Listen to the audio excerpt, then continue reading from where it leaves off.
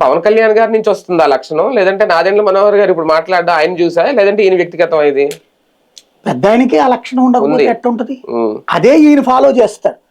కార్యకర్తలకు అది నచ్చదు, కానీ పవన్ కళ్యాణ్ దాన్ని కంట్రోల్ చేసేస్తాడు. 100% 21 సీట్లు గెలుచుకున్నా సరే ఇంకా వీళ్ళలో కాన్ఫిడెన్స్ రాలేదా?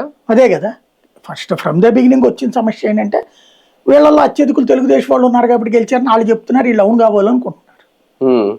అంతే కదా. మరి తెలుగుదేశం 100% గెలవలేదే, బీజేపీ కూడా గెలవలేదే.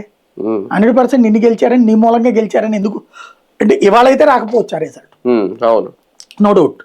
ఒకటేంటంటే మొన్నటిసారి జనం దగ్గర ఉన్నారు, ఇంకోటి ఇప్పుడు గెలిచిన తర్వాత చాలా మంది ఓన్ చేసుకుంటున్నారు.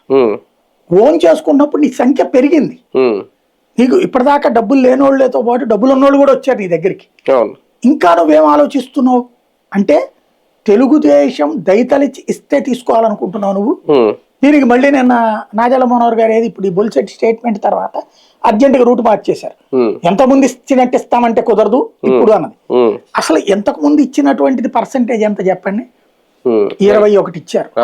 175లో 21, 10% అంటే ఎంత? 17, 17.5, 10% అంటే అంతే కదా. 175లో ఇంకొక 5% అంటే ఇంకొక 7, అంతే. అప్పుడు 22 అవుతాయి. అంటే